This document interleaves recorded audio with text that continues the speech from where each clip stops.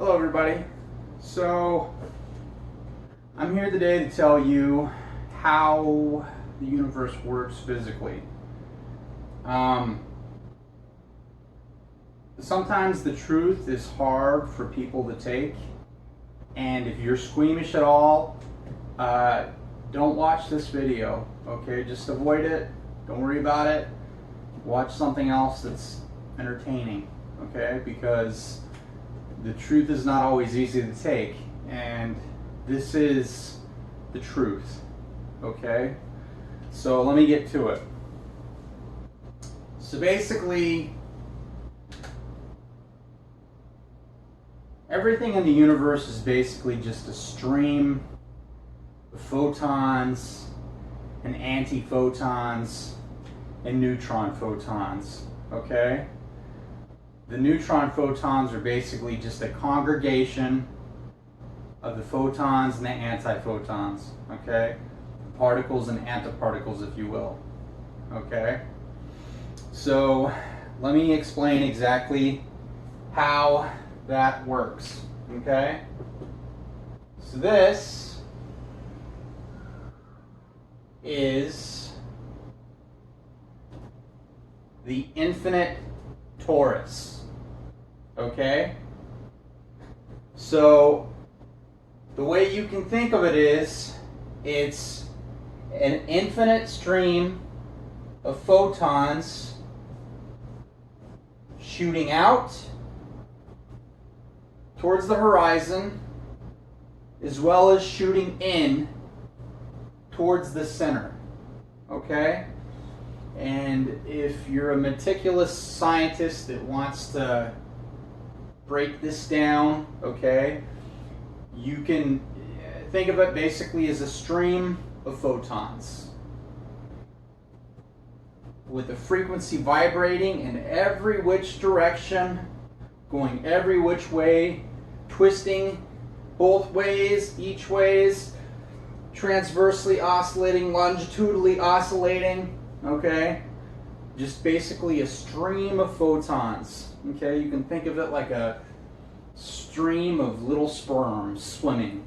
Okay, that's what all of it is. Okay, getting infinitely smaller and infinitely larger. Okay, so that's the infinite torus. Okay, and the vibrating frequency, the thing about it is every sphere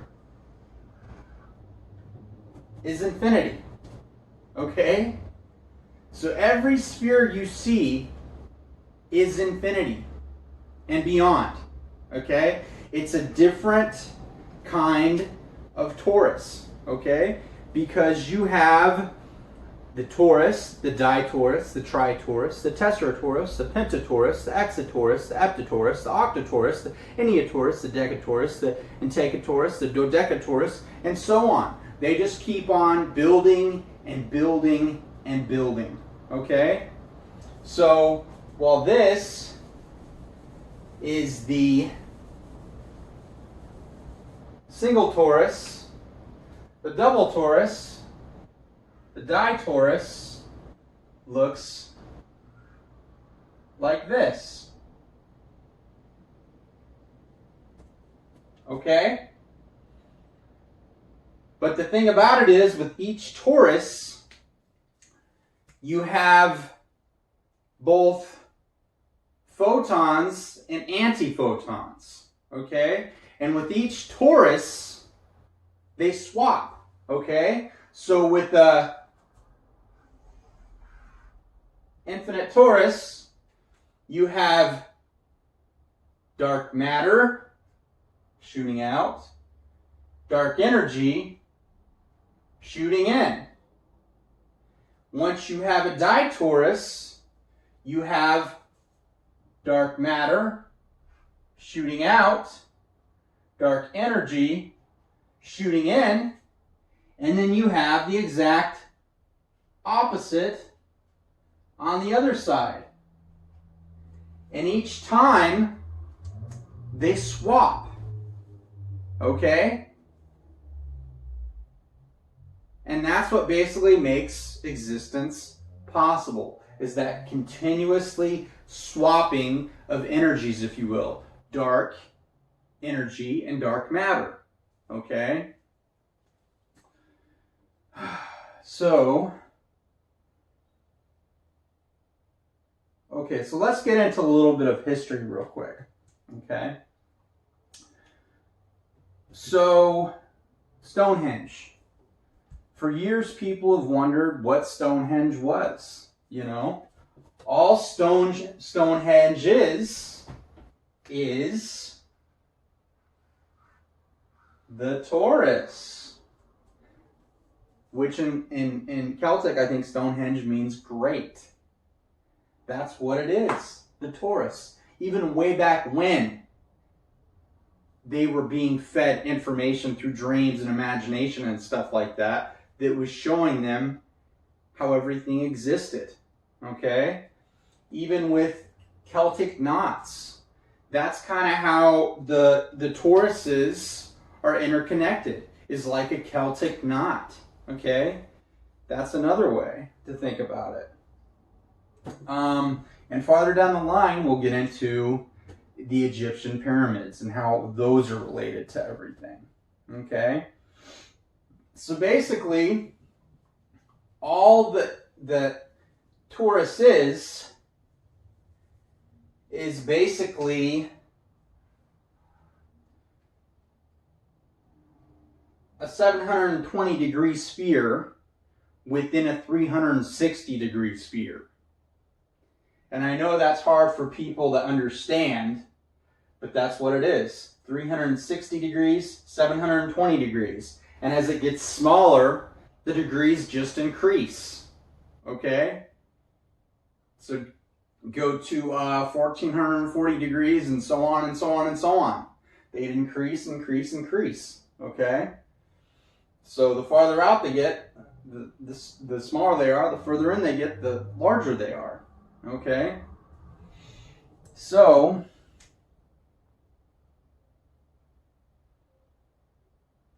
let me get my place real quick. I gotta make sure, I'm using my phone to record today, so I gotta make sure it's doing an okay job.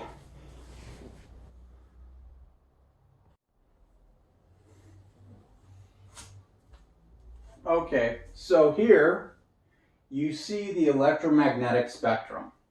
Okay? So basically, the electromagnetic spectrum, as it's currently known, consists of radio waves, microwaves, infrared, light waves, UV waves, X-ray, and gamma waves. Okay? So those all correspondingly oscillate at these frequencies. Radios 10 to the 4th, microwaves 10 to the 8th, infrareds 10 to the 12th, light waves 10 to the 15th, ultraviolet 10 to the 16th, X-ray 10 to the 18th, gamma waves 10 to the 20th. Okay? So what's added on is love waves that oscillate at 10 to the 0, 1, and entropy waves that oscillate at 10 to infinity. Now they technically follow along this entire spectrum, okay? Because the entire spectrum is just photons, okay? So they basically account for the wavelength and the frequency of oscillations, okay? They're what make the actual photons, okay? And if you're a meticulous scientist, you can think of this, instead of photons getting infinitely larger and infinitely smaller, you can think of it as a stream of photons, okay? Getting infinitely larger and infinitely smaller, okay? So basically, relativity, Einstein, E equals mc squared, follows the electromagnetic spectrum getting smaller to bigger. Quantum theory, Planck, E equals Planck's constant times frequency is getting bigger to smaller. Okay? That's the way that both of them follow. Okay? It's that simple. Okay? So basically, if you account for that, Planck's quantum equals 1 over mc squared. Okay? Because it's directly inverse of the theory of relativity. Okay? I don't really think these are theories anymore. They've pretty much been proven. And if you account for all of my work put together and you basically string it all together, it all works. Okay? So I don't really think any of this stuff is theories anymore. Okay, but let me get to drawing the wave number for you and explaining how exactly how that works and how that corresponds with this work. Okay, give me 1 second.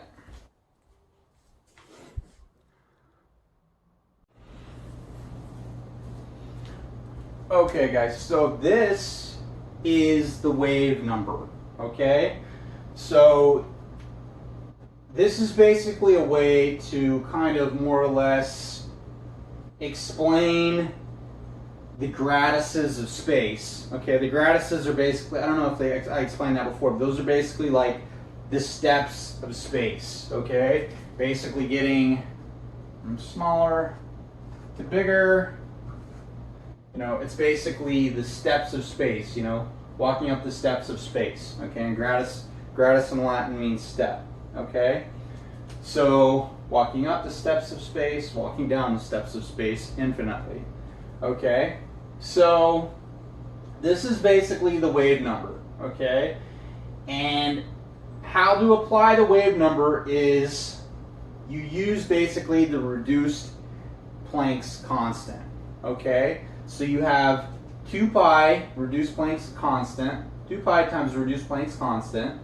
Then you have reduced Planck's constant times frequency, reduced Planck's constant times frequency, 1 divided by reduced Planck's constant, 1 divided by reduced Planck's constant, going around all the way to the sides, and then the bottom is reduced Planck's constant, reduced Planck's constant, reduced Planck's constant divided by frequency, as well as on the other side. Okay? So this isn't exactly how it would look. If I was going to actually draw this out, it wouldn't actually, this is a way that I can draw it out so that humans can comprehend it. Okay, but if I was actually to draw it out, it would basically just be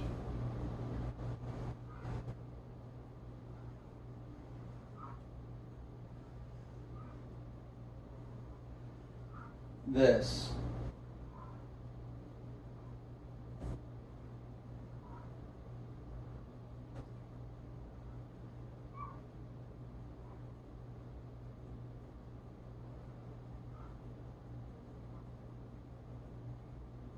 Okay, those aren't exactly the same, but you understand the gist of it.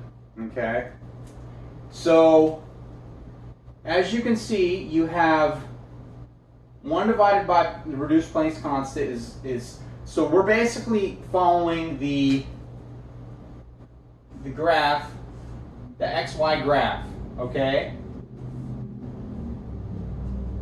Okay, so the numbers that are most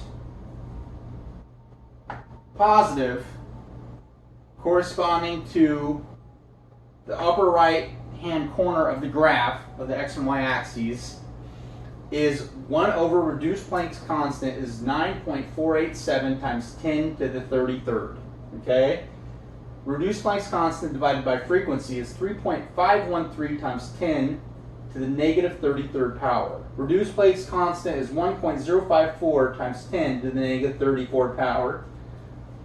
2 times pi times reduced Planck's constant is 6.622 times 10 to the negative 34th power. And reduced Planck's constant times frequency is 3.162 times 10 to the negative 36th power.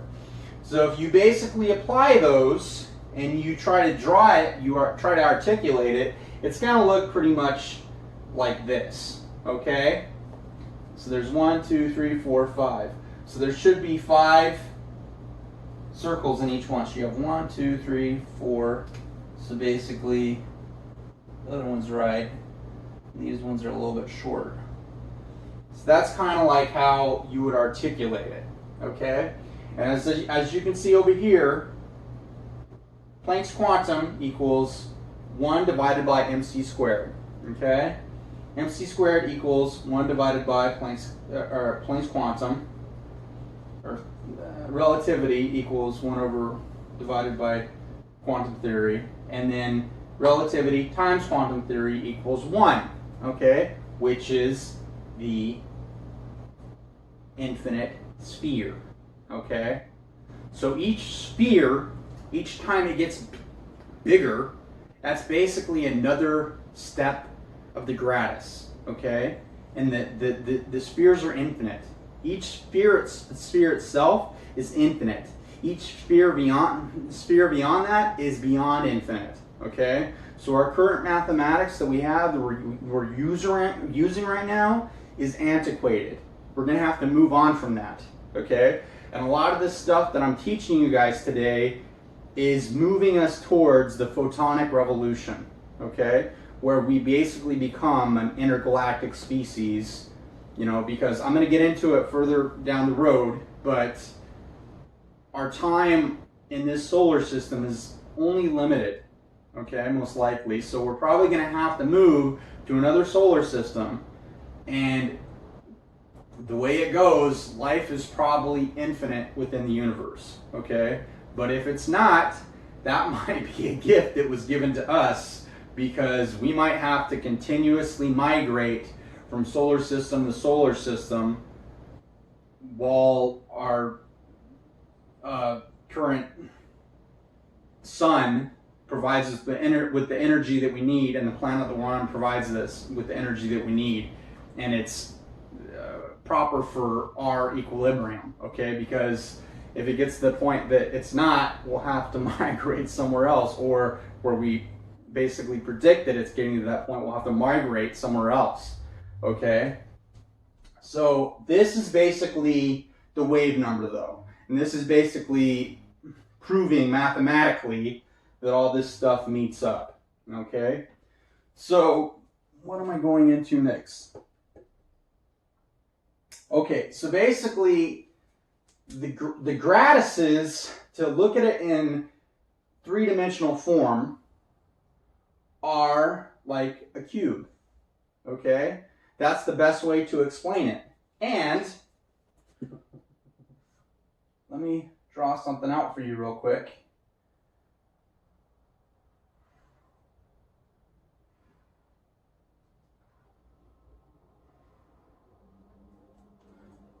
What does that look like to you? That looks like the Egyptian pyramids, right? Well, the Egyptians were basically fed this information through imagination and dreams. I don't know if Imhotep had a dream or something like that or what, but he basically saw the gratises of space, because you have the Earth connected to the gratis, okay? And that's how it all basically works, okay? So let me get into the laws of nature.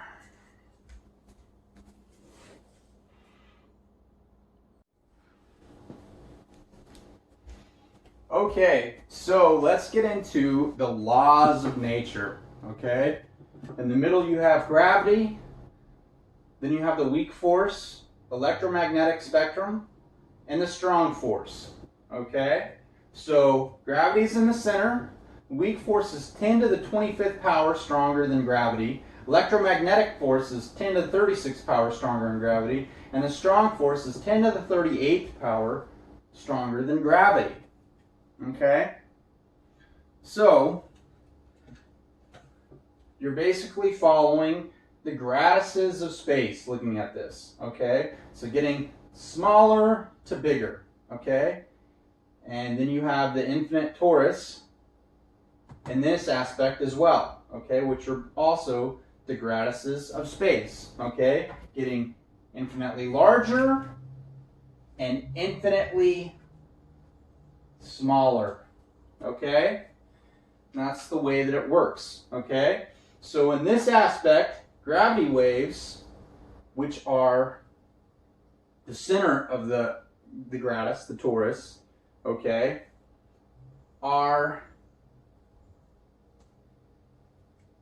they're the very center. On the outside of this one is the magnetic waves, okay?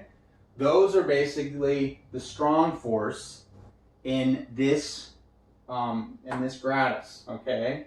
Because each gratis, you got to remember, like I said before, with each torus ever connecting, they change each time, okay? So you have basically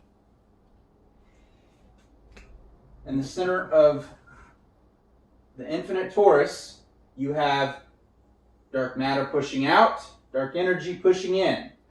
Once you add on the ditorus, you have dark matter pushing out, dark energy pushing in, dark energy pushing out, dark matter pushing in, okay? And every time they connect, they keep doing that. They keep swapping, okay? It's basically just the infinite string, okay? That's basically how everything is connected. It's the infinite string connecting everything, okay? Basically, you can think of it like a series of spheres getting infinitely smaller and infinitely larger, okay? Basically, for a meticulous scientist that wants to think about massless photons, basically a stream of photons getting infinitely smaller and infinitely larger, okay? Like thinking of it like little sperms, okay? Oscillating at different frequencies from everything from nothing to infinity and beyond, okay? So, those are basically the forces. Now, let's get into some deeper stuff, okay? So, what exactly is quantum entanglement, okay? Well, whenever you account for the gratises and you have them connect, whenever you're looking at them like this, they look like they're both on the same plane, okay? But they're really not on the same plane, okay? They're more or less connected like this. So one of them is moving horizontally and one of them is moving vertically, okay?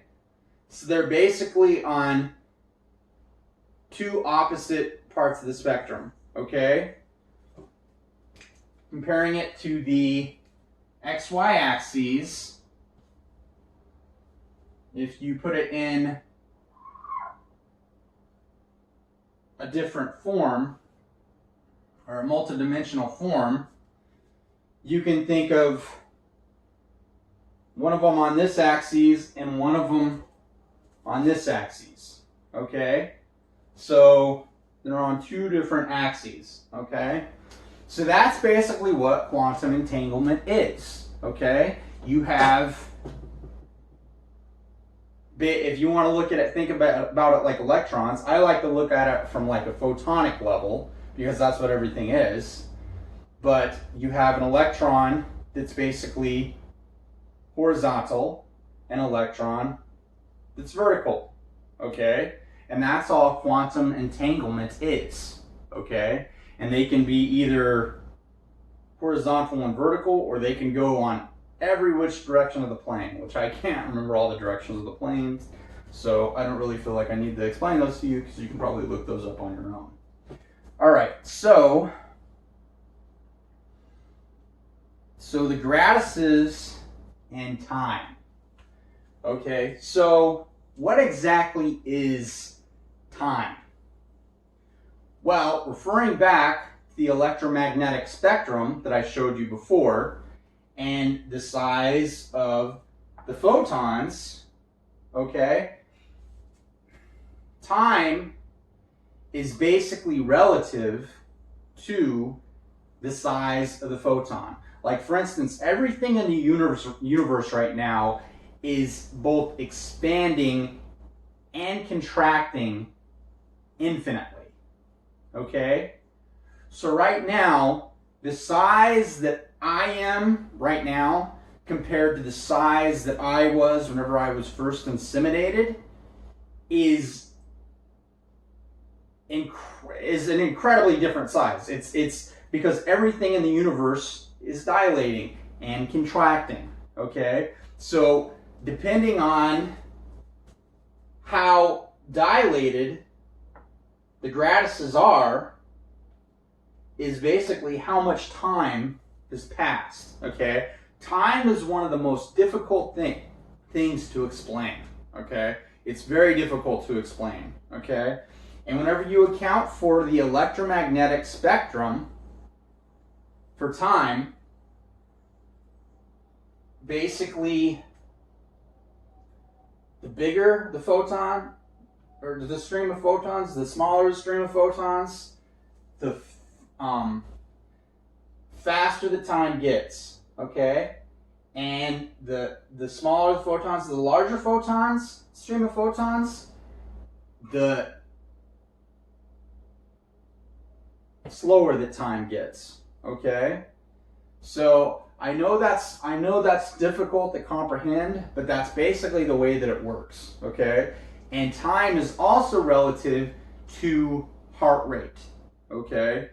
And metabolism, okay? So basically, the faster your heart rate is, the faster that time goes for you relative to us, okay? Because we're in a different gratus, okay? Like the hummingbird, its heart rate is like 1,000 times per minute, okay? But relative to us, time is going much slower for a hummingbird. Like compared to them, whenever they look at us, they probably look at us like we're like turtles, or maybe even like starfish. You know what I mean? Just like turtles look at us, and they probably think we're going like the speed of light, because relative to them, they think they're just trotting along and doing their own thing, no issues. You know, and that's basically how time works. Okay. It's all relative. Okay. Now, let's get into hydrogen photons and hydrogen atoms. I'll be back in a second.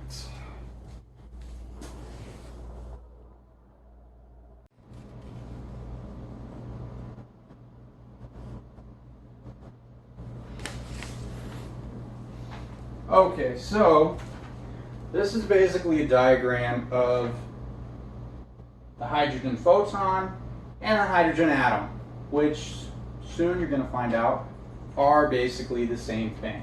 Okay? So, in the middle, you basically have the photon.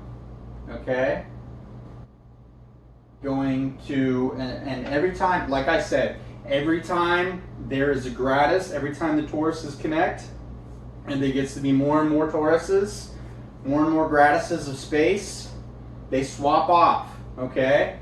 So you have the photon feeding into the antiphoton, feeding in the photon, antiphoton, photon, antiphoton, photon, antiphoton, photon, and antiphoton again, feeding back in to the photon, okay? Every time they're swapping, okay? So, the way that it works is that,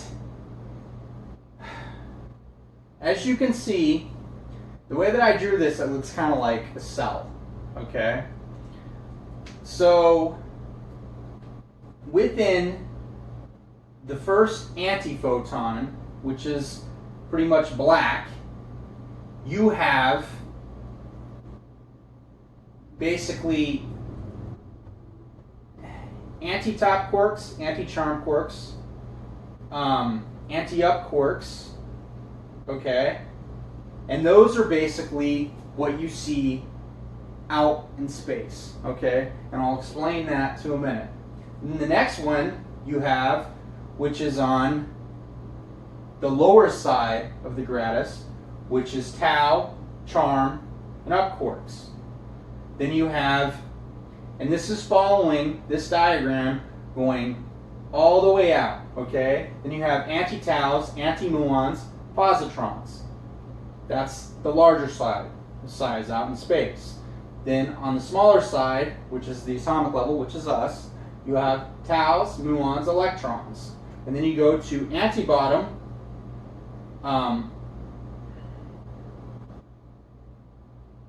What does S stand for again? Anti-down.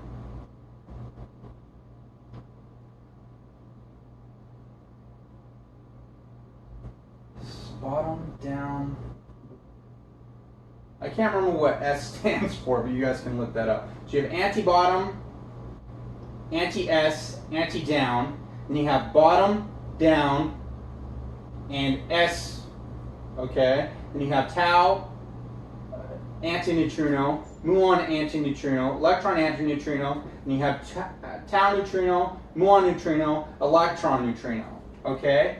So they're basically just following this diagram, going all the way out, and then basically leading all the way back in again to feeding the very central photon, okay?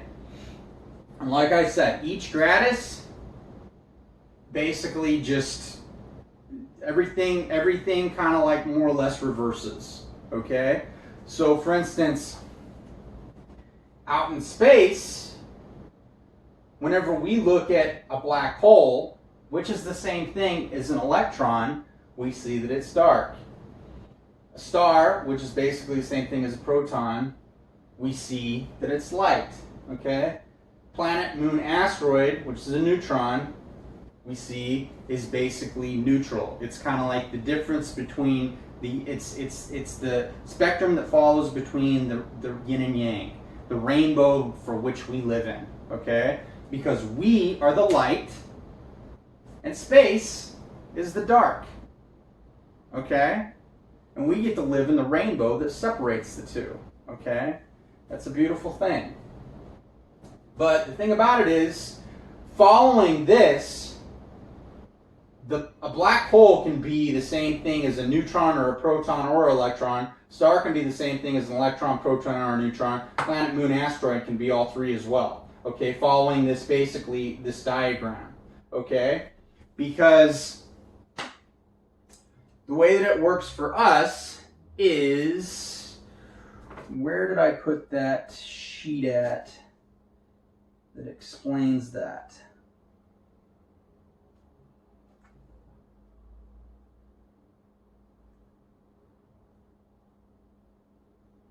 Okay, so let me just explain it really quick with, on our gratis, so an easier way to comprehend it with how it works, okay? So you have the sun, which is at the middle, and then you have the Earth and the planets with their moons,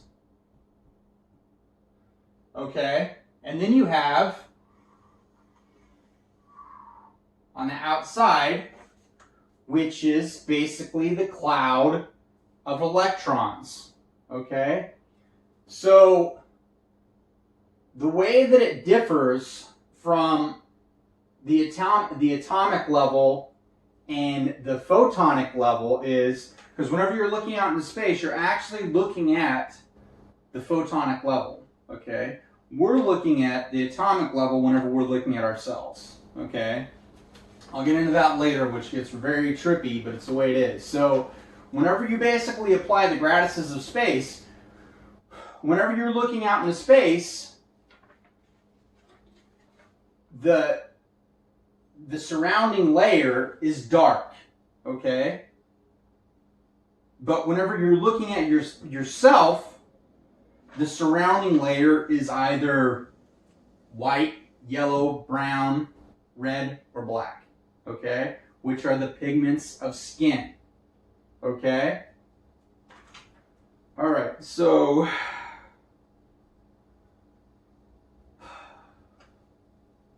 I don't know if I should delve into this yet, but so you have basically the sun the planets, the moons, which are all basically enveloped within the black hole. And they're all basically equally orbiting one another in ellipses. So whenever you have three different things orbiting one another in an ellipses,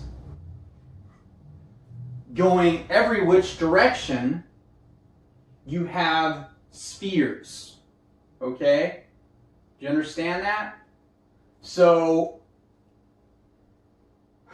that's basically how they're all completely orbiting one another. Because you might say, well, Stephen, whenever we look out into space, I mean, we've sent spacecraft out into space and stuff like that, and space hasn't like sucked them up. Well, the reason for that is because it's a different gratis. Okay, the photons that are out in space are the antiphotons and photons that are out in space are so small compared to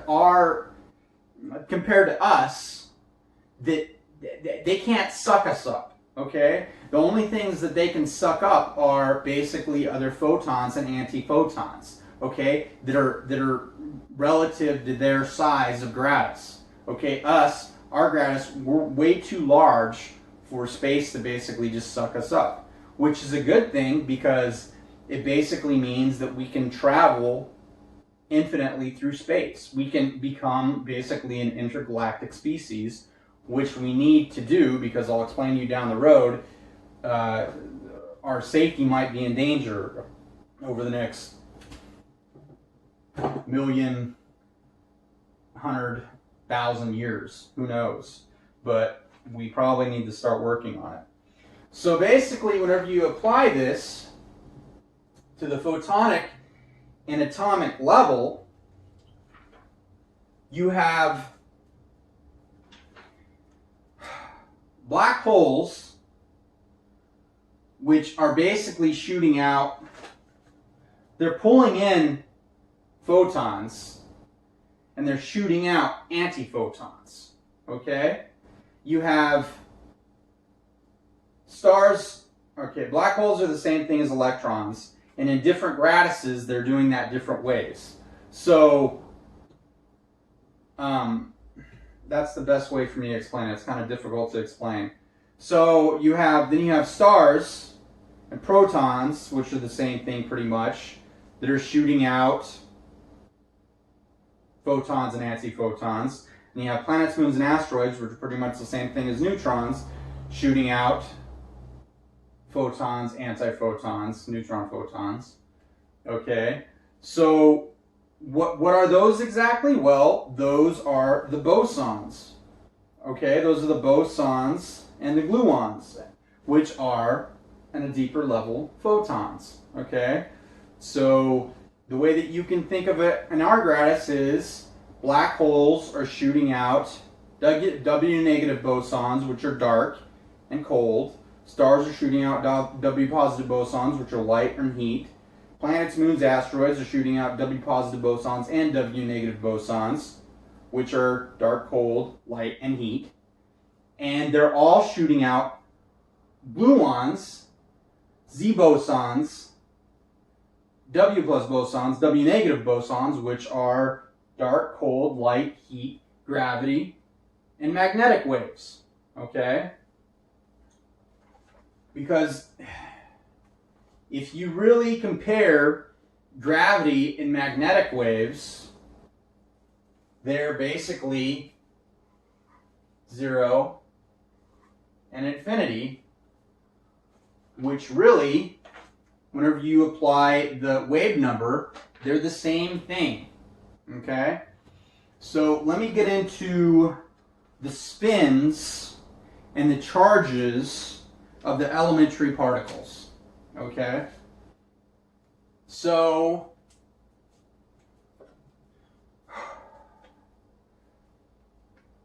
the particles, so this is basically the best way to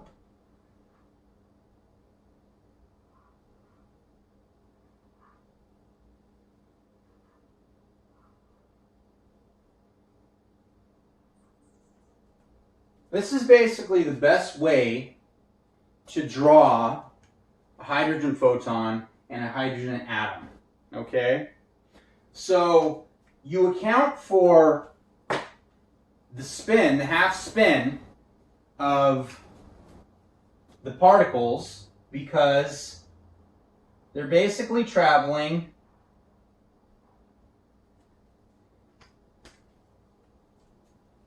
in half spins these directions. You have half spin, half spin, half spin, half spin, half spin, half spin, okay?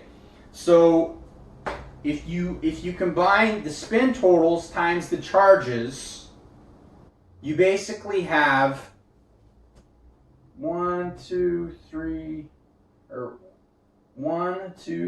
6. So you basically have 6. So 0.5 times 2 times, 0.5 times 4 is 2. And then you have 3 spins, so that's 6. Okay? So that accounts for all the spins because they're spinning half, half, half, half, and they're also spinning third, third, third, third. Okay? So they're spinning in every which direction. Okay? And it's basically just a string of photons getting infinitely smaller and infinitely larger. Okay? All right, so let's explain basically the levels of the photons, okay, and the atoms, okay? So, in a hydrogen atom, at level 0, you have the photons, okay? The next level up from that, you have the protons, neutrons, and electrons, which the photons make up, and antiphotons make up. And then the next level from that, you have the atoms, which the protons, neutrons, and electrons make up, which are made of the photons and antiphotons, particles and antiparticles. Next level up, you have DNA, which is made of the atoms, protons, neutrons, and electrons, which are all made of the photons and antiphotons. Next level up, you have cells, which is the DNA, made up of DNA, the atoms, the protons, the neutrons, electrons, which are all made up of the photons and antiphotons. Okay? So that's what basically makes up, that's basically the levels of the hydrogen atom. Okay? Whenever it basically applies to you. Now, to outer space, you have the photons, which are the stars, planets, moons, asteroids, black holes, which are the photons and antiphotons, okay? Next level up from that, you have the atoms, which are the solar systems, which are the stars, planets, moons, asteroids, black holes, which are the photons and antiphotons. Next level up from that, you have the molecules, which are the galaxies, black holes surrounding the galaxies, okay? Which are the atoms, which are the solar systems, which are the stars, planets, moons, asteroids, black holes, which are the photons and antiphotons. Next level up from that, you have DNA, which is the black holes, and the galaxies, which is the molecules, which is the galaxies and the black holes, which is the atoms and the solar systems, which is the stars, the planets, moons, asteroids, black holes, which are the photons and antiphotons. Next level up from that, you have the red blood cell, which is the DNA, which is the black holes, which is the galaxies, which is the molecules, which is the galaxies and the black holes, which is the atoms, which is the solar system, which is the stars, planets, moons, asteroids, black holes, which are the photons and antiphotons. Okay? Do you understand that? So, whenever you apply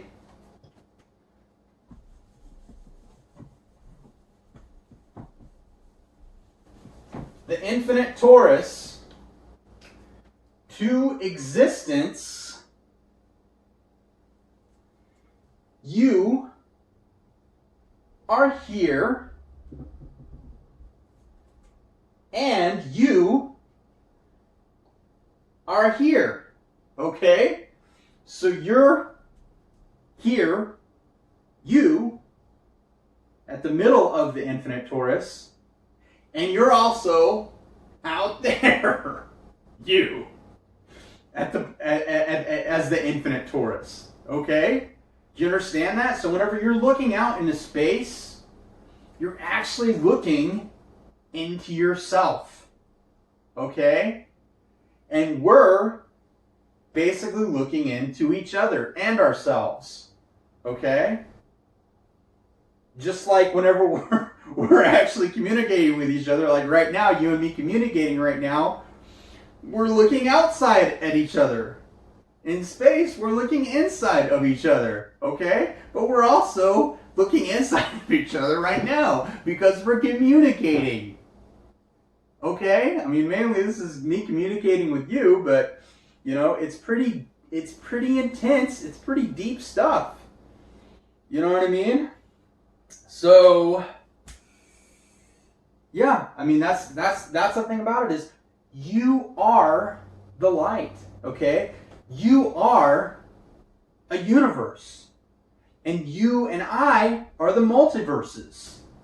And all of this that surrounds all of us is existence. Okay?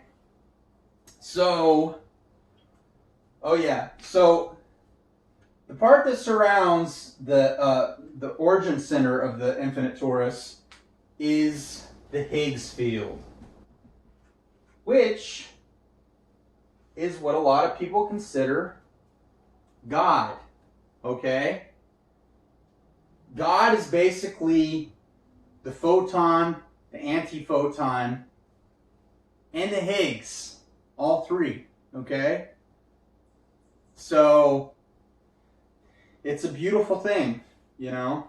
So, if there is alien life out there, which I think there most likely is, because if it occurred where we are, and there's infinite photons everywhere, which are basically very, you know, pretty much very similar to one another, I think life could occur infinite places in the rest of existence. But I don't know. It might not. It might not. The Higgs, or God, might have made it so it didn't occur everywhere, and it just occurred with us because we have to continually migrating from solar system to solar system, because the stars only give us life for a certain amount of time before they change to something that can no longer sustain us.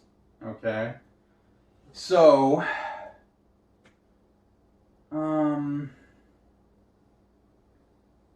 we got that.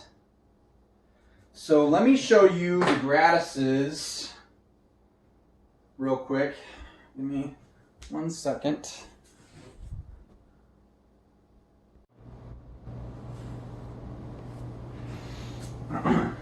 So these are basically the gradiuses of space articulated in multidimensional form, okay, that we can more easily comprehend. So basically, a lot of people consider this kind of like the tesseract, okay? So if you start connecting the dots, all the lines,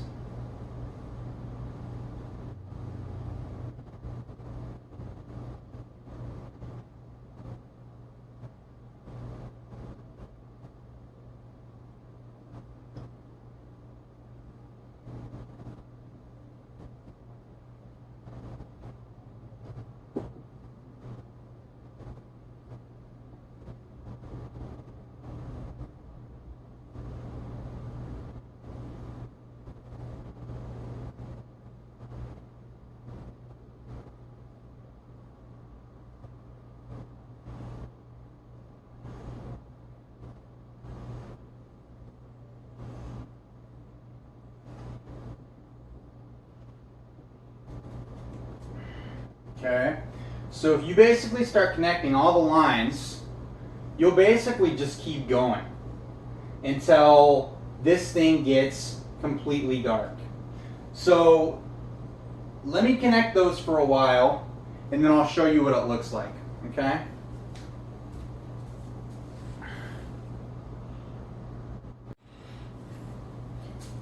So after connecting the lines for a while, whenever they're basically just going straight, this is what it starts to look like, okay?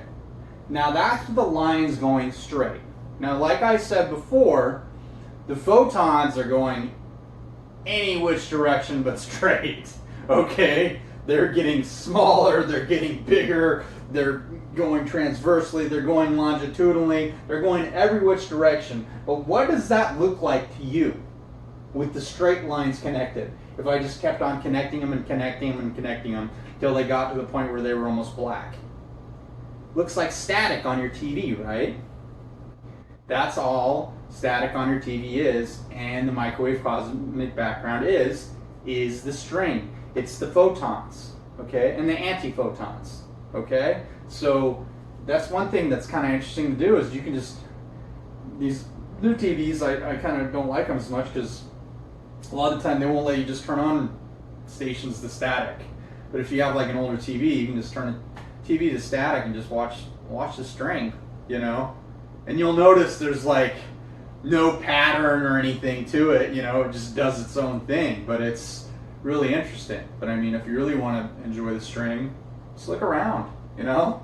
Look at nature, talk to people, you know, cook, dance, clean, you know, just enjoy the string, enjoy life, you know, because once you delve into it this far, you'll start realizing that everything that happens is a miracle, you know, and just for us to be able to do what we're doing right now with communicating with one another and just all the technology and everything that we have, it's such a beautiful miracle. Okay, so I got that. So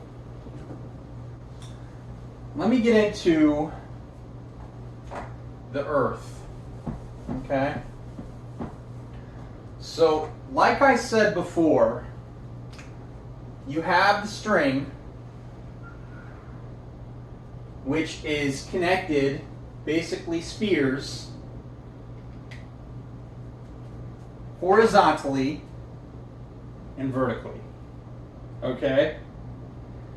So, basically the way that it works is with everything it's basically kind of like a record, okay? It's a record that's starting here, going out, going out, going out, going out, going out, going out. My marker's running out. And I don't know where I put my other markers at. There they are.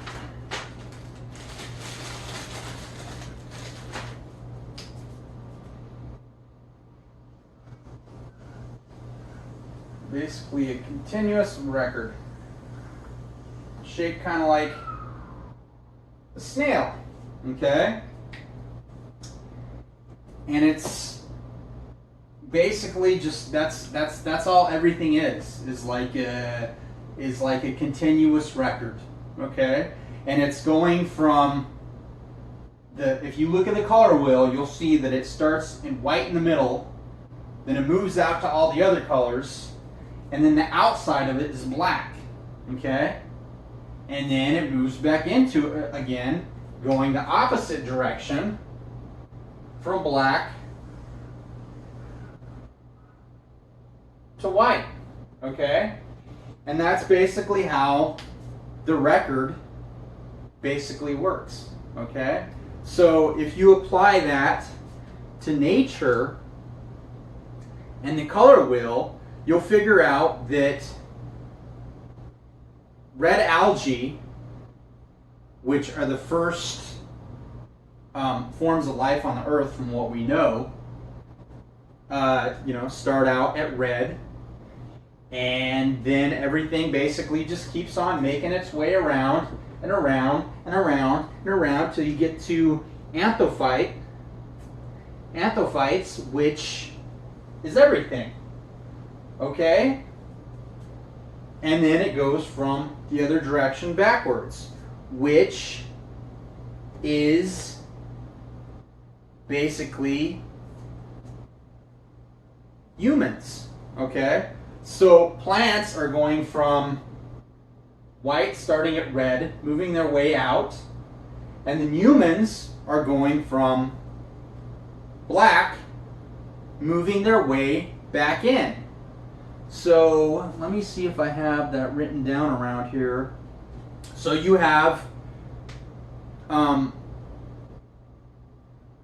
space, which is basically humans, which start out at blue and red, which are protostars, going to Tauri stars, which are orange through red, white dwarfs, red dwarfs, brown dwarfs, subgiants,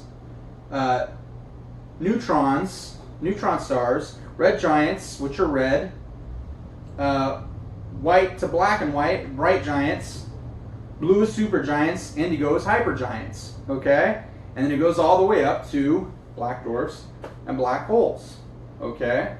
So it's basically just a continuous record going back and forth. Okay?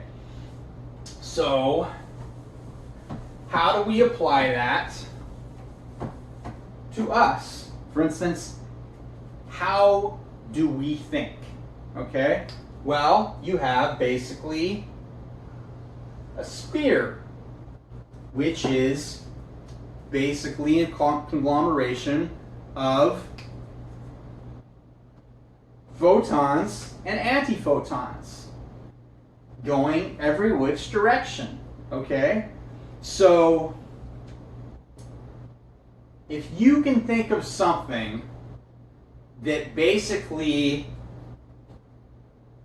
shoots things out, they live for a while, then they go back to the ground, shoots things out, they live for a while, go back to the ground, shoots things out, they live for a while, go back to the ground, shoots things out, they live for a while, go back to the ground, shoots things out, and it keeps on happening like that. What can you think of that does that? The Earth. Okay? The Earth is the consciousness photon / antiphoton. Okay? That's all it is. Following basically the string,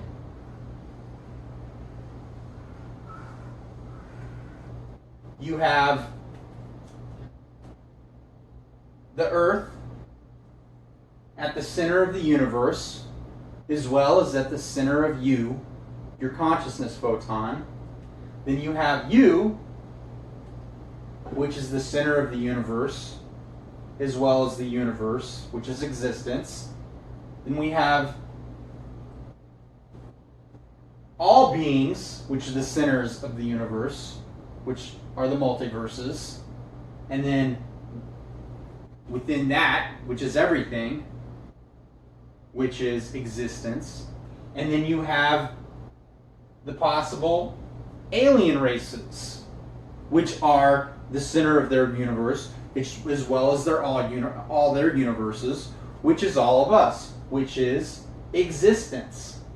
So if I was to make this into string format, it would be like this.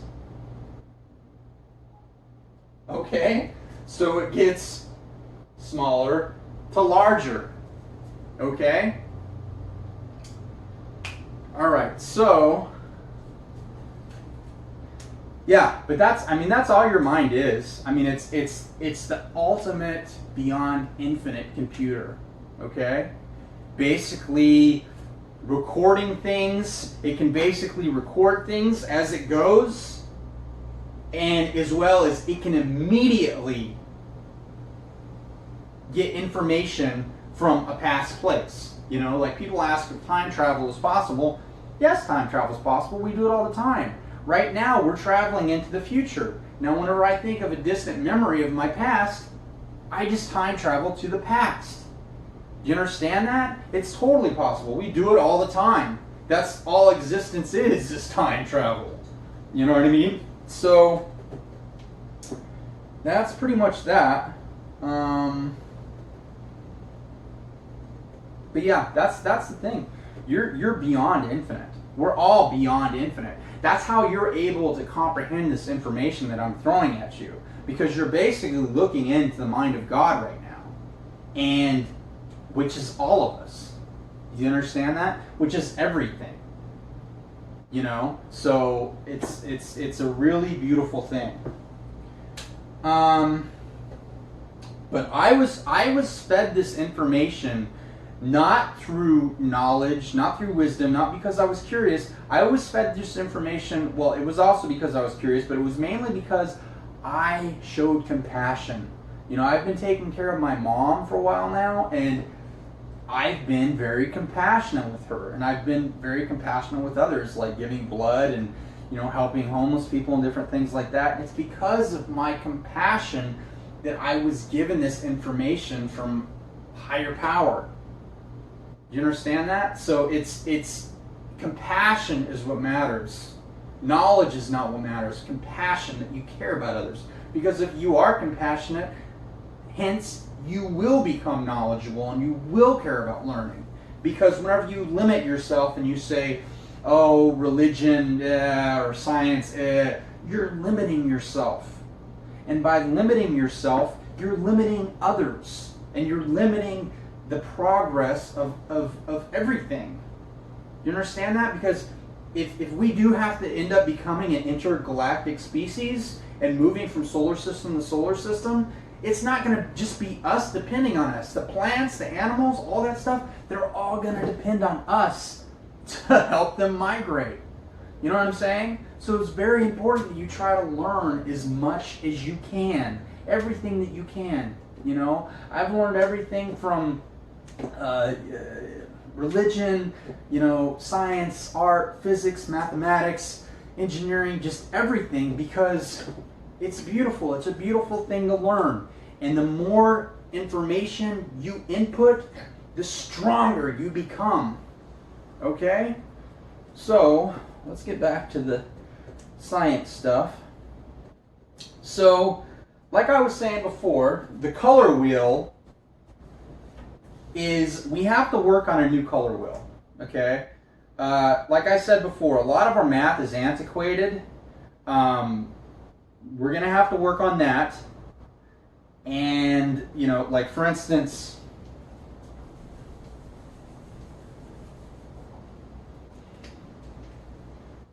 zero times infinity now just means zero or infinity. That's antiquated. It can't be like that anymore.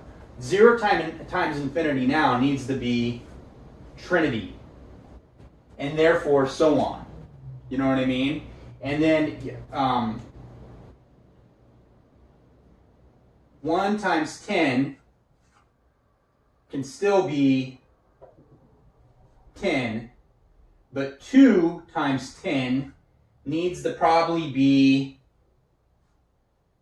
10 like this. Okay? Because there's 2 shells. Okay? So we have to work on our mathematics as well. We have to work on a new color wheel that accounts for basically 720 degrees within a 360 degree sphere. How do you do that? Well, you have to spin the colors. And that's another thing about space, is that they need to start taking pictures of space with negatives. Okay? Because whenever you start taking pictures of like Saturn and Jupiter and different things like that, in a negative format, then you can really start to see what they're made of. Okay? Because on the color wheel, you just look at the opposite. You take the negative, you look at it, and you decipher what the color of it is, and then you get the color wheel, you look at what that color is on the color wheel, and then you look at the exact opposite color on the color wheel, and you can tell what it's made out of. You know what I mean? It's a new form of science.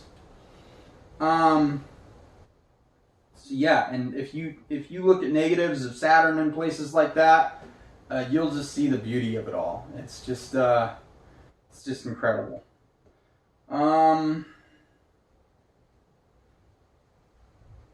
So, all right, my mom's got an appointment I gotta go to. I'll be back.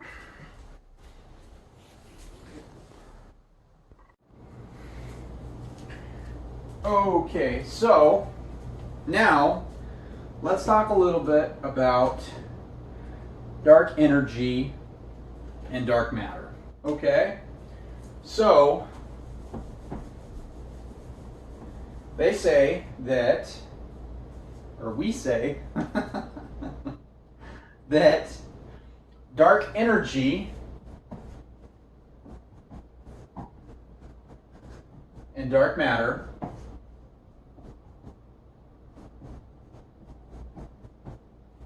consume 68% of the universe,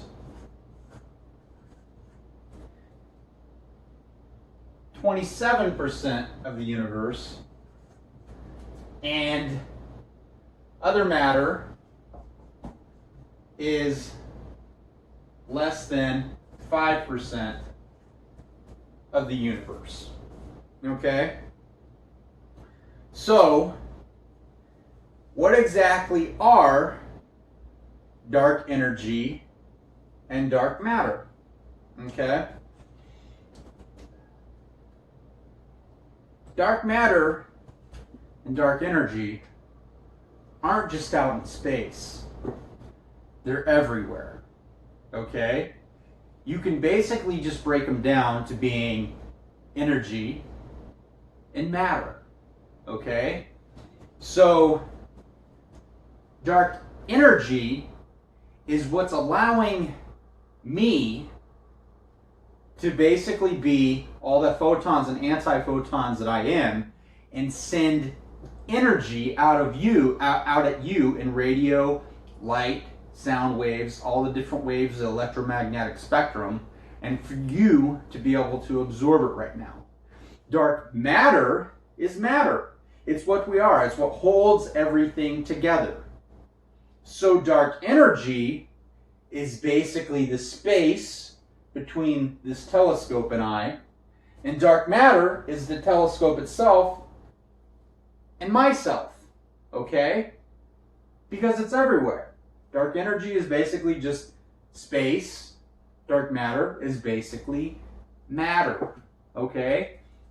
Just photons, antiphotons, neutron photons, okay? That's all that it is, okay? So, whenever we look out in space and we see darkness everywhere, that's basically dark matter, okay? As well as dark energy, okay? Whenever I'm in this room right now and I'm looking at this wall, that's dark energy. Dark matter, dark matter, dark energy, okay? It's everywhere, except looking up in space, we're looking at it from the photonic level. Looking at it from our level, we're looking at it from the atomic level, okay? Because in the infinite torus, which is going both directions, the photons are shooting inward as well as outward, as well as inward, as well as outward, as well as inward, as well as outward, okay? Basically, it's going dark energy, the dark matter, dark energy, the dark matter, dark energy, the dark matter. It's going every which direction, okay? And that's all dark energy and dark matter are, is energy and matter, okay? So, let me see if I can put that into perspective for you. So, let's look at it from the standpoint of the electromagnetic spectrum and gravity, okay? So, at the beginning of the electromagnetic spectrum, you have a decreased oscillation of frequencies and a longer wavelength. Okay? So as they get closer together, the photons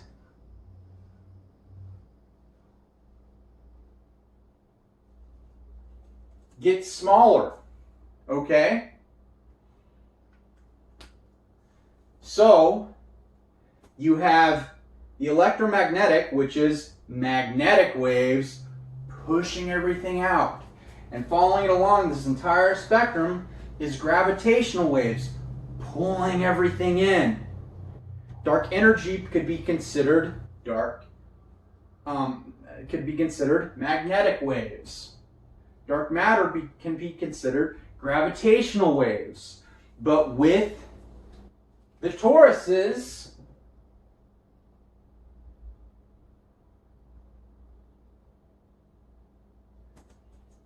with each one, they swap. Okay? So, dark matter, dark energy. Dark matter, dark energy. Dark matter, dark energy. Okay? Like every way, they swap. Every gratis, they swap. Okay? Do you understand that? So, applying this to the weak force, you have matter coming in, energy coming out, matter coming out, energy coming in, okay? Going every which direction. They're shooting out this way, and they're shooting out this way. They're going in, they're coming out, they're going that way, they're going every which direction. Okay? So, within a photon, everything is basically opposite. Okay? So, within a photon, dark energy is matter, and dark matter is energy. Do you understand that? Like within the sun. That's how it is within the sun. Within the sun, in the very, very middle of the sun, is a black hole, infinitely pulling in energy, as well as pushing out energy, as well as pulling in infinite matter, as well as pushing out infinite matter. Okay? That's the way that it works. Okay?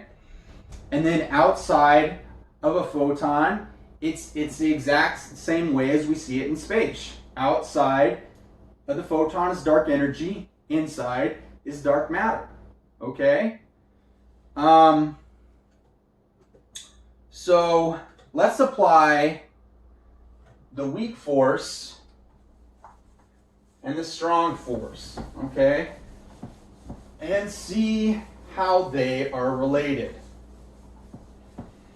Because whenever you include both sides of the spectrum, because really 0 is equal to infinity, because they are the infinite torus, okay? And we are beyond infinity. Everything is beyond infinity. A series of spheres getting infinitely smaller and infinitely larger, okay? So the weak force and the strong force, okay? So like I said,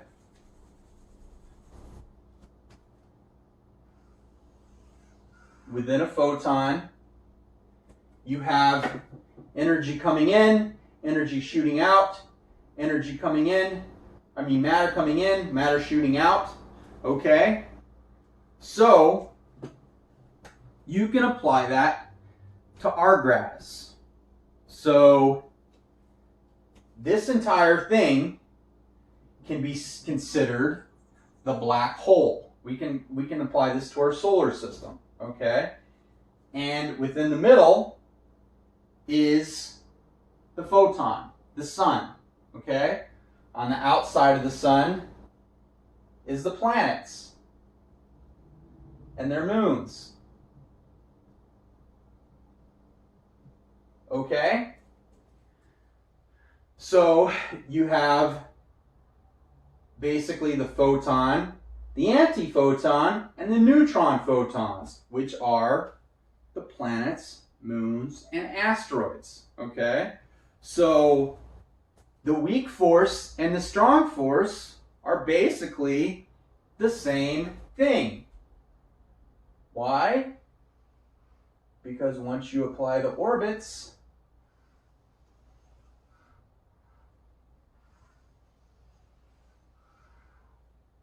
they're the same thing. Okay, these orbits are kind of hard to draw, but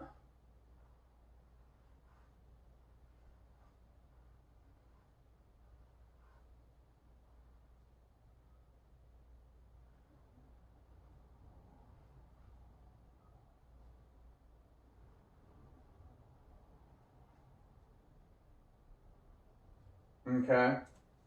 Anyway.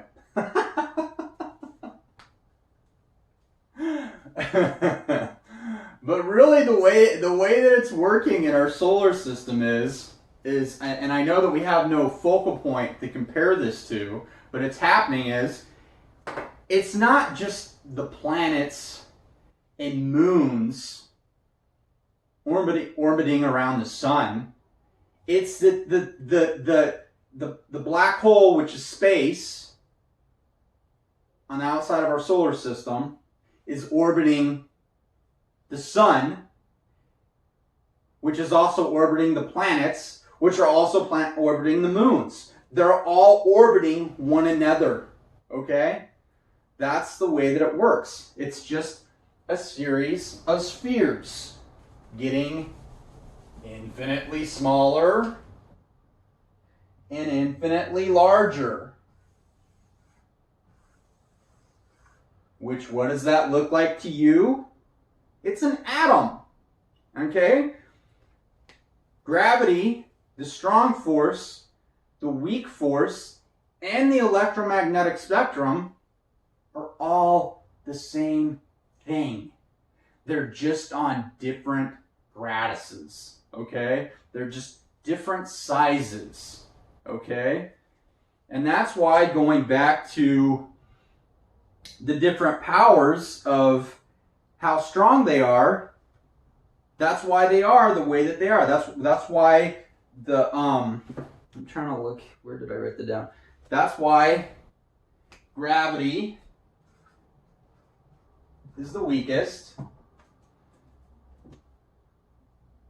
The weak force is the second weakest.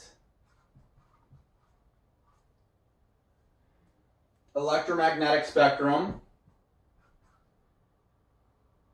is the third weakest. And then the strong force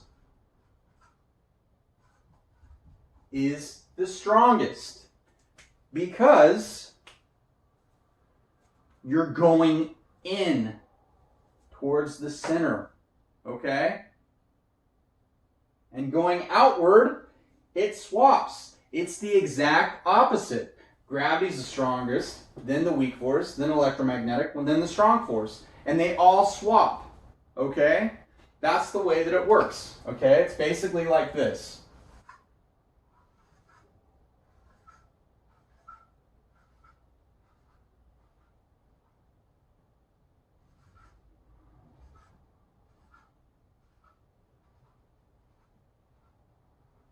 Okay? That's how it's all connected, okay? Getting infinitely larger, infinitely smaller, infinitely larger, infinitely smaller, okay? That's the way that it's all connected, okay? Just the different gradiuses. So, to explain how everything is basically connected in that aspect, let me draw something and I will get back to you in 1 second.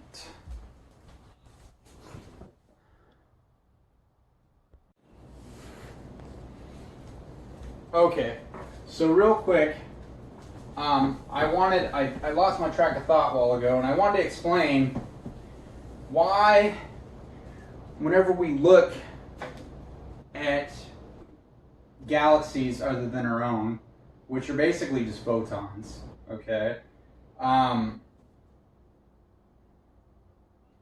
they look like they're flat, okay? So you see galaxies with different shapes.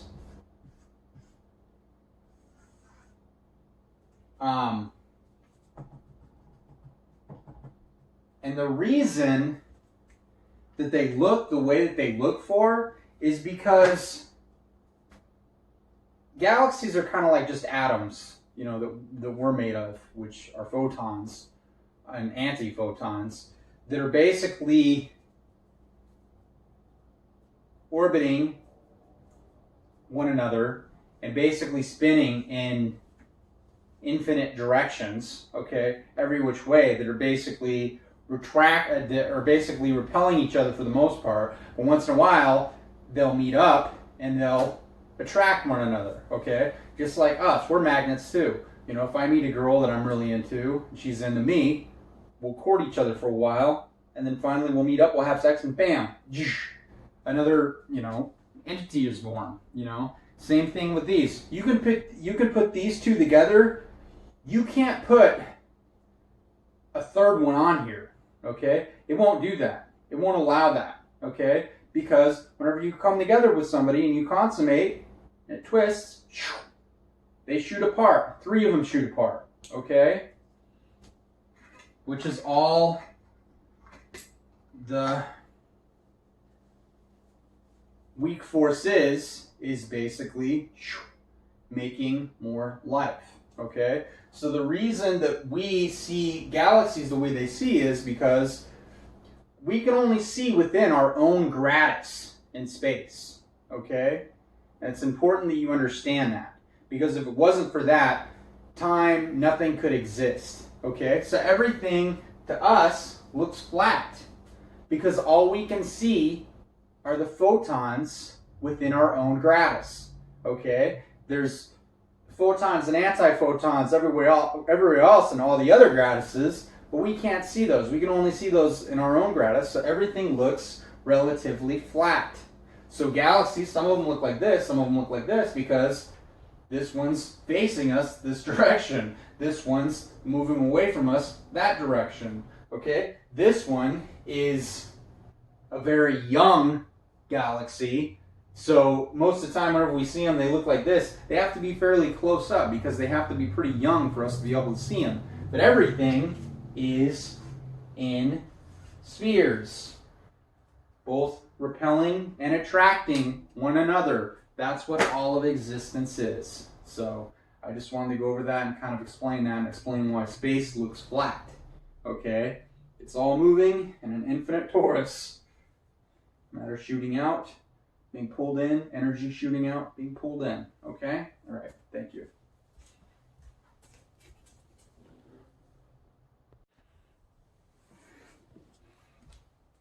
Okay. So, let me explain to you what exactly electricity is and how it works whenever you're dealing with the gratises. Okay? So, electricity, as we know it, is a flow of electrons. Well, whenever you apply the spheres of space, this is an electron, and these are the parts within the electrons. What are the parts within the electrons? Well, they're galaxies, which are what? Black holes, stars, planets, moons, asteroids.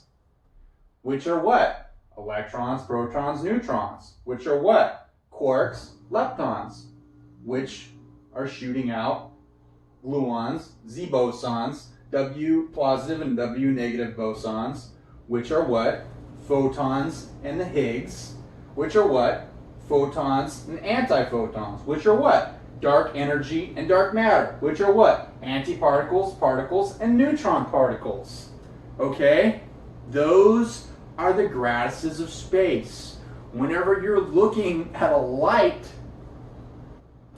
you're basically seeing the photons, which are basically kind of like the stars of space, the protons shooting out light at you. It's basically us, but in another gradius that's far smaller than us. You know, it's like that gradius to us is like we are to space. Okay? Because that's all that electrons, stars, planets, moons, and asteroids are. Is basically just photons and antiphotons. Okay? That's all it is. Do you understand what I'm saying? You are the light. Okay? You are the light. The only difference between space and us is that we are seeing we're basically seeing the photons. Out in space, we're seeing the antiphotons, okay? But we're the same thing as space. Whenever we're looking into space, we're looking into ourselves. Whenever we're looking at the Earth, we're looking into our own consciousness, okay? And I understand a lot of this stuff is pretty heavy to understand and to comprehend, but it's a beautiful thing once you start to get it. So, how do I actually apply this to the physical realm? What can I do to show you this is not really theoretical and it basically exists? Well, let me draw you something real quick. Now, this is a photon, okay? So within the photon, you have dark energy and matter getting sucked in infinitely into the middle, and you have dark energy and dark matter getting pushed out infinitely out to the Higgs, okay? So the way to look at it is like this, the electromagnetic spectrum. Okay, so going this way is Einstein. E equals mc squared. Going this way is Planck. Quantum theory. E equals Planck's constant times frequency. Going outward, once again, is Planck. Going this way is Einstein. Relativity. Okay? And that's basically all that it is. Okay? So if you look at this HF equals 1 over mc squared, you might do some basic mathematics and think, oh, that doesn't work out. But the thing about it is whenever you apply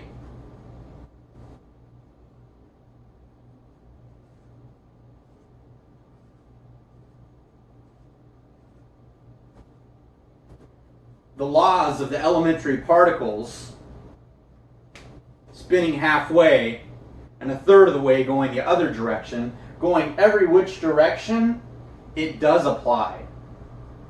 Okay? Which I'm sure there's basically an easier equation to come up with than that. It's probably like something over, it's probably like 9 pi over mc squared or something like that. Because you have 9 photons equals HF. It's probably something like that. I'm just postulating right now, but anyway, this stuff takes a little bit of time to figure out mathematically because you have photons shooting infinite directions, okay? So now let me show you a toy real quick. So fidget spinners. So as I was saying, within a photon, which is like the sun, okay, everything's getting infinitely smaller and infinitely larger to the Higgs, okay? So if you get 2 fidget spinners and you spin them and you put them close together, they're going to attract, okay? If you spin them the same direction and you put them close together on a slick surface, you'll see that they attract and they'll knock each other apart, okay?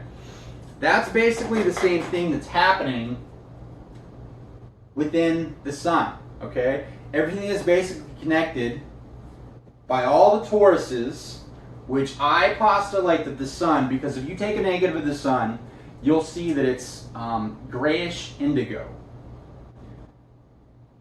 On the opposite side of the color wheel of grayish indigo is gold.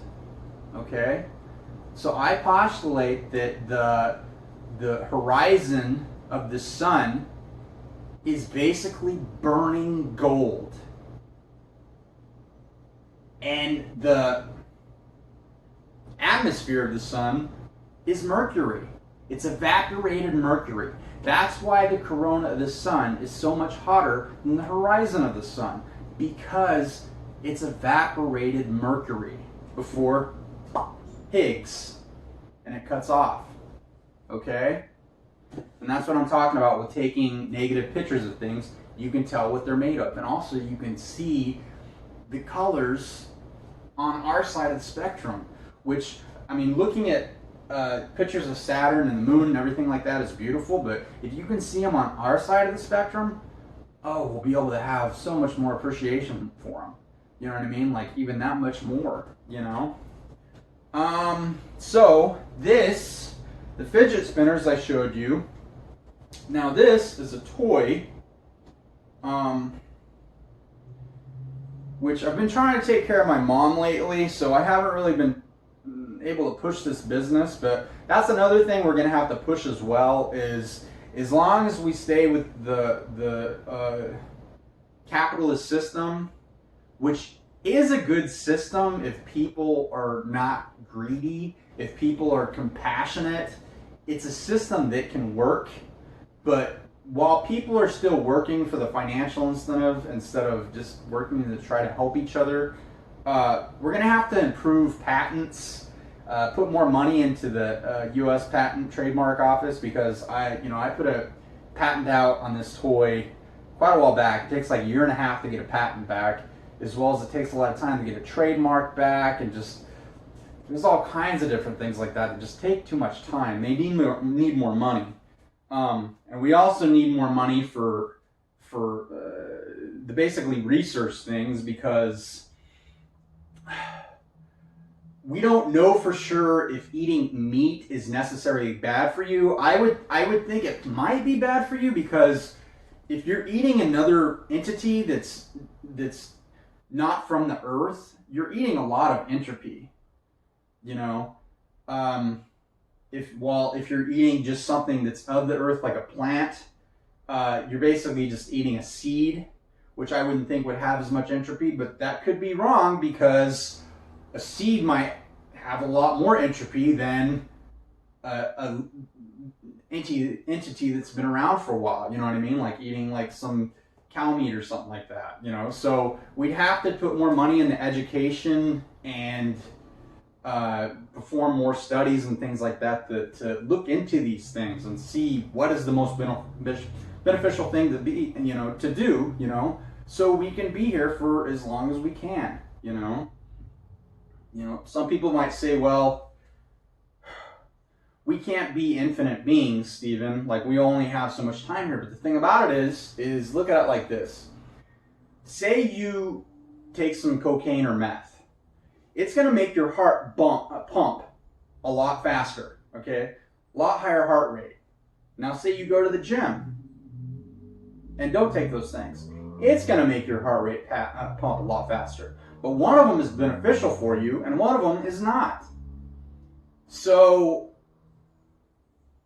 the issue is that if you basically just forgive and forget, you do your best to just let go of your ego and just let go and control and just let things happen and go out and create and be compassionate to others, I think you possibly, and become the infinite conduit of love that we're all meant to be, I think you possibly could become infinite.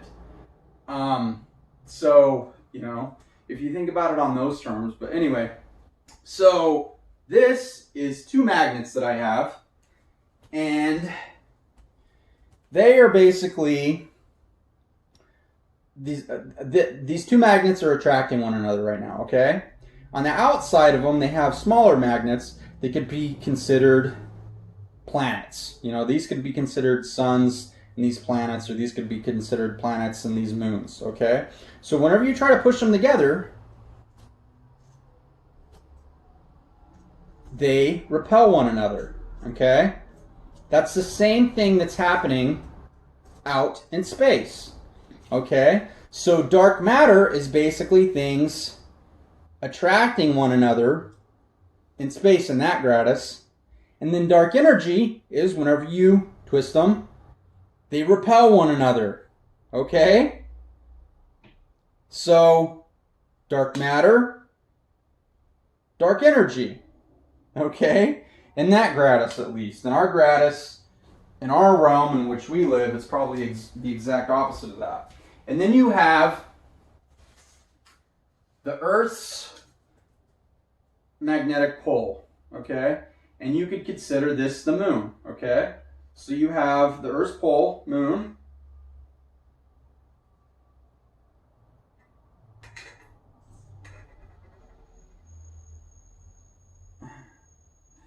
I'm gonna have to take one of these off here.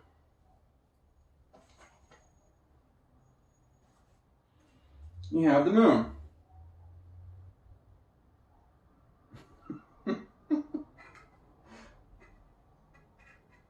Okay, the moon pulls it, making it have a dynamo. But the moon isn't the only thing that's pulling on the Earth. The Earth is getting pulled on by the black hole. It's getting pulled on by the moon. It's getting pulled on by the other planets, okay? And their moons. Everything is getting pulled on and repelled by one another, okay? Which keeps everything within equilibrium, okay? So, I've got that done, and let me look at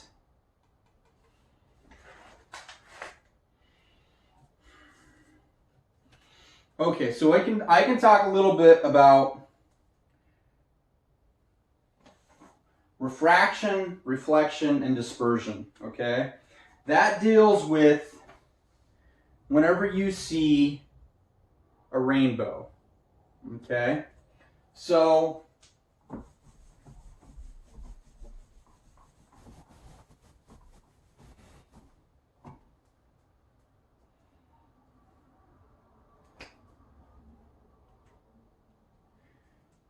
whenever you see a rainbow, you're basically seeing kind of like a prism, okay? So you have the sun here, and it's shining light towards the raindrop. The light hits the raindrop, gets dispersed,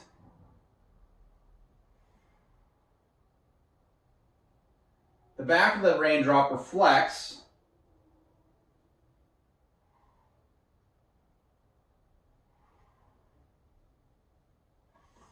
and gets dispersed again, okay? And then it hits you down here, And if you're at a 42-degree angle, 42, the perfect number, you'll be able to see a full rainbow.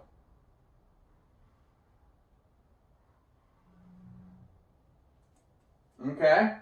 And it's a very beautiful sight. But whenever you're looking at, okay, so this is basically, this point here is refraction. Okay? This point here is reflection.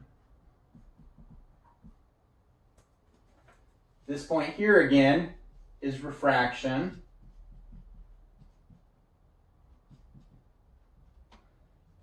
This point here is dispersion. This point here is dispersion as well. Okay? So there's quite a bit going on for you to be able to see the prism of that rainbow, okay, and see all the colors of the rainbow through all those tiny raindrops, okay? But that's basically looking at it from the light perspective of the electromagnetic spectrum, okay? So if you change this to convection, conduction, and radiation, which is on the electromagnetic spectrum, but it's the infrared part of it, as well as going down the entire spectrum of magnetic and gravity waves. Those can be all these things. Convection, radiation, conduction can be dispersion, refraction, or reflection. It can be all of these things, okay? But the issue with it is the further down you go, the electromagnetic spectrum, the more that it changes, okay? So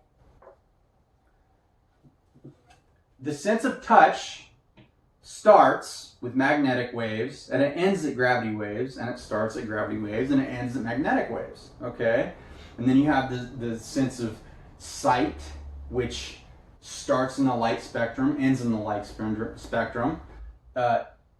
Smell, taste, which are both along the lines of the electromagnetic spectrum. Hearing, which is down the line of the more or less radio waves of the electromagnetic spectrum. That's why I think a lot of the time people that do psychedelic drugs say that they can hear, they can hear colors and taste sounds and different things like that, because everything gets kind of disjumbled within the mind, the infinite, beyond infinite mind that we have, and you start to do things like that, So I can't advocate for people doing drugs and things like that, but you do what you want to do. You live your life the way that you want to live your life, and that's the most important thing. But the best advice I can give you is try to learn everything you can, because the more that you learn, the stronger that we all are. So let me talk about this real quick. So if you look at the composition of the Earth compared to the composition of a red blood cell, they're very similar. They're very similar, okay? So the way that you can think of a red blood cell is, it's kind of like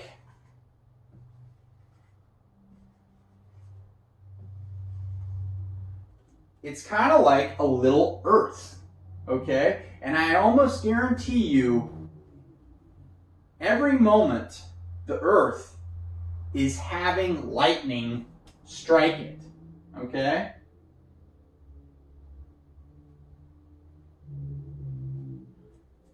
every moment it's having lightning strike it.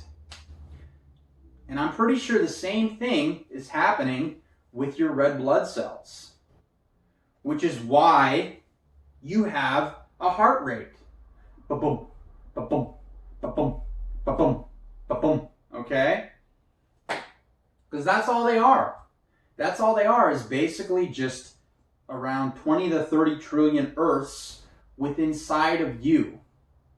You understand that? And then we already talked about what's within them. You know, it goes pretty deep. So, but yeah, that's all they are. Whenever you breathe in oxygen is negatively charged.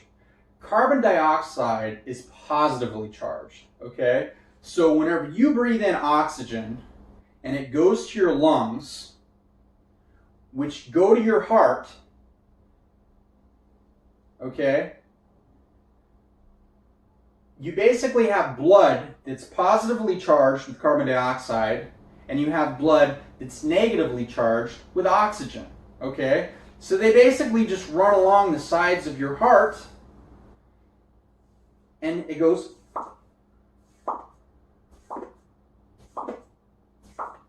It's just basically the flow of positive and negative. Basically photons and antiphotons, okay? Traveling through neutron photons, okay? Which are both positive and negatively charged. They're neutral, okay? And that's all that happens. It's all just engineering. Everything that you see out there is basically just engineering from a beyond infinite perspective of God. And it's a beautiful thing. Okay? So, let's get into the speed of light. Okay? So, let me stop the video for a minute and draw something, and I will be right back.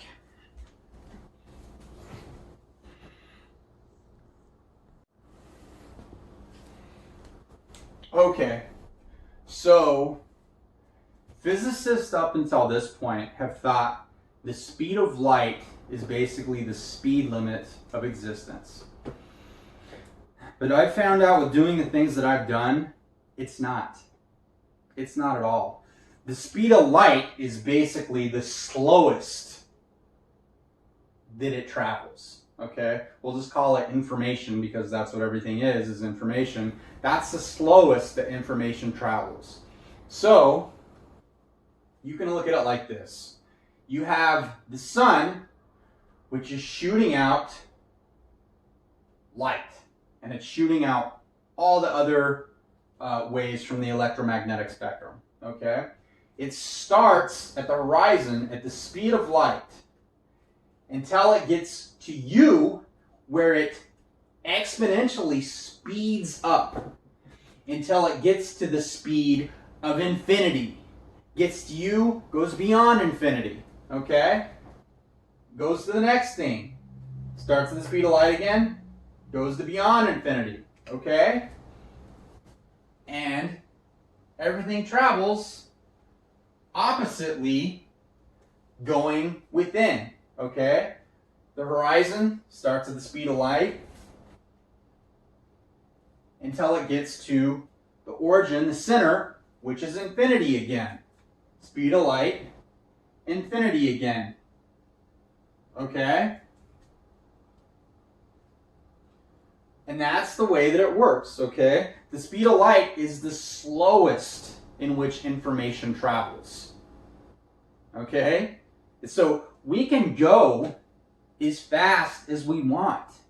You know what I mean? Like, we have to stay within our gratis. Okay? We can't travel between gratises. The reason the gratises exist for is because if they didn't, nothing would be able to exist. Time wouldn't be able to exist. We wouldn't be able to differentiate between colors. That's how everything exists. Okay? So basically the speed of light is the lower limit of the universe. And after that point, it goes up to infinity and beyond. Okay? So we can basically engineer things that basically travel faster than the speed of light. We can go as fast as we want. We just have to stay within our gratis, okay? Because that's another reason why whenever we look at space, you know, they've had things come out that they basically said, oh,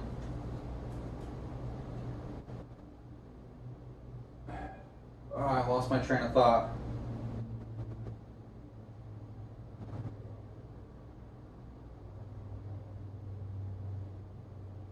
Okay, well, I could talk real quickly about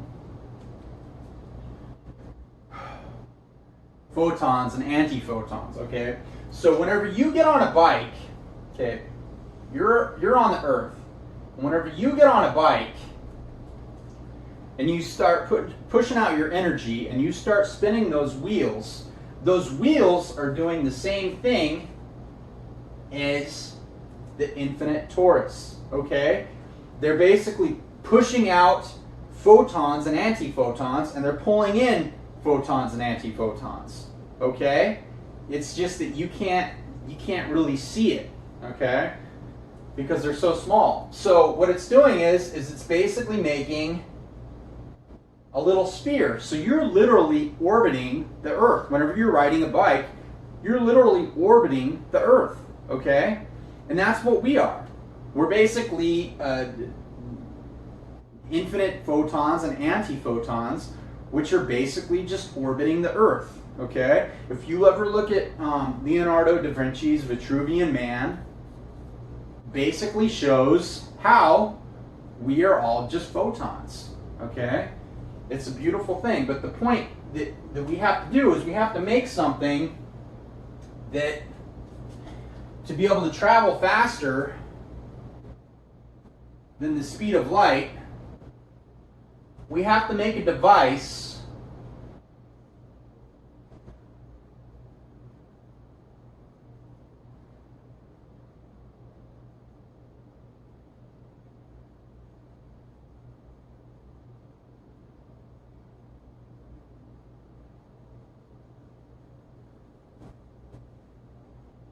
which harnesses centrifugal force, okay? Because that's all centrifugal force is photons, antiphotons being pushed out and pulled back in, okay? But we have to basically harness that so that we can get them spinning in the same direction and use it as propulsion to get us out there, you know? But we can solve all these problems with energy and everything like that. We don't have to depend on solar energy or wind energy or any of that stuff. We can solve all this stuff with magnets, okay? With the use of magnetic waves and gravitational waves. We can solve all this stuff. We don't need to pollute the world anymore, you know? I'm trying to bring the world into the photonic revolution. And with this information, we can do it, you know? It wouldn't be that difficult to do, you know? And we might even get to the point where we can design AI that basically just does everything for us. And we can just do what we want. We can, you know, we don't have to work and be stressed out anymore and stuff like that. We can just play. We can just do what we want, you know? And a lot of people look at it like, oh, well, there might be an apocalypse. This might happen, that might happen. You have to have trust. You just have to have trust in God. You know, because God is everything. God is you. God is me. God is this telescope. God is these walls, this house, the plants outside, the sun, the clouds, everything. God is everything. And you have to have trust in that. Okay? Because I know there's bad things that happen in the world, but there's a lot of good things that happen too. You know? So let's talk about the photoelectric effect, okay? So the photoelectric effect is basically, say you have a slab of something,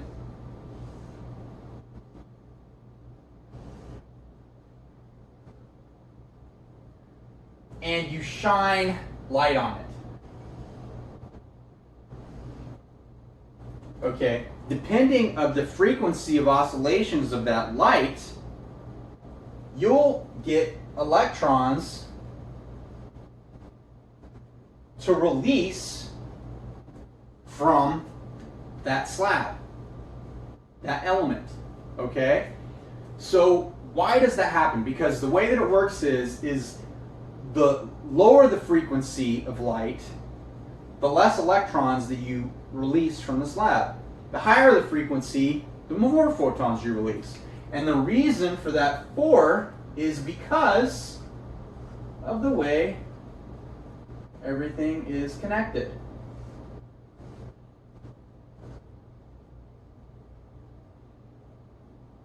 Okay? It's going from bigger to smaller, smaller to bigger. Okay?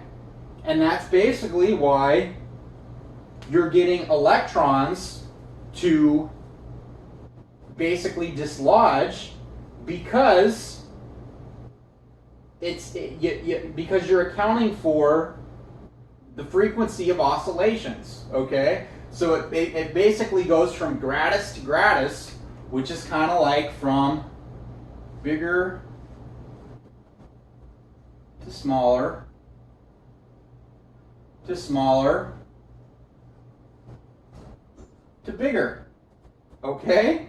And that's why you can dislodge electrons from an element using just light waves because of that. Okay? Just like if you, I don't know if they've done this experiment or not, but if you pointed gamma waves at that element, I guarantee you would see a lot of electrons dispersing from it then.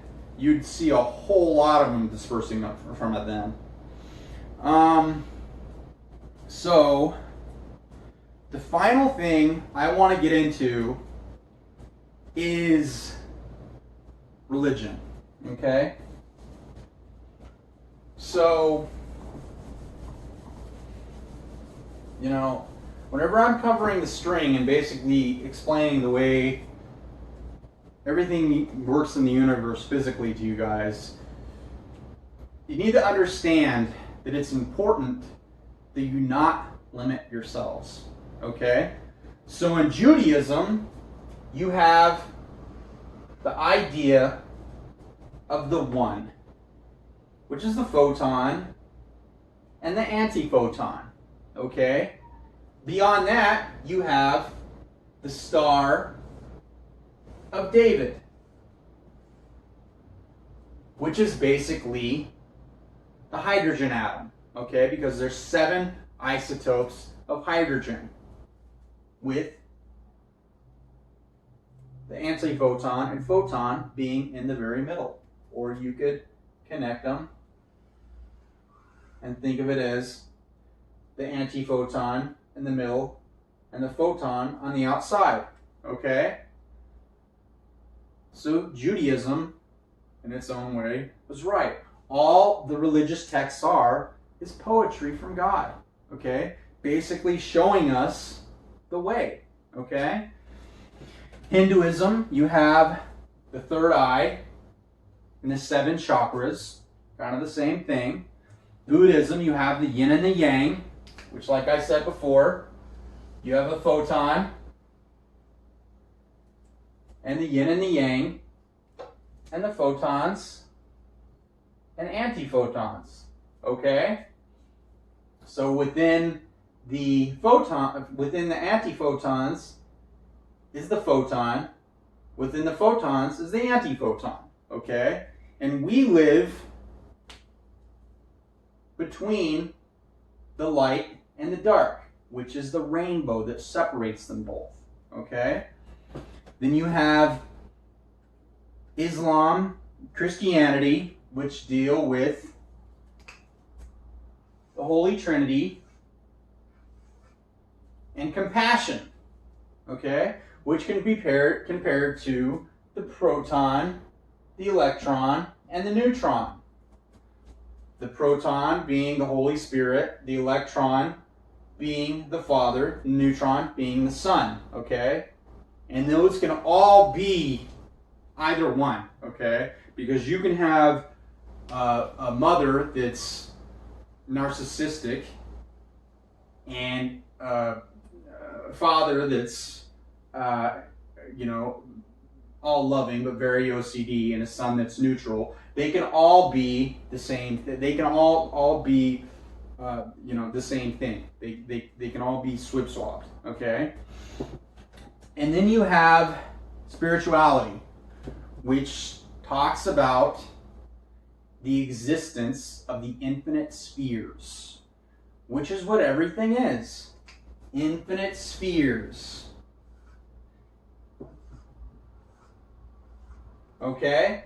And what do you put between the spaces where the spheres don't touch? Smaller spheres. What do you put between the spaces where those spheres don't touch? Okay, my video cut off, but real quick, if you guys, that's pretty much the end of it. Just have compassion for others, love for others, and if you go to church, somebody tries to teach you intolerance or hatred, just get up and walk out, go somewhere else. And just keep doing that until it's to the point where they understand they can't teach you that anymore. So, if you could contribute to my GoFundMe page, I would appreciate it. It's Magnitis Toys, MAGNITIS Toys. And once I'm done taking care of my mom, I'll start pushing my my toys a little bit more. You can go to magnitistoys.com to order one of these if you like. Right now I kind of hold off on that just because I've been taking care of her though. But anyway, I appreciate your time and thank you.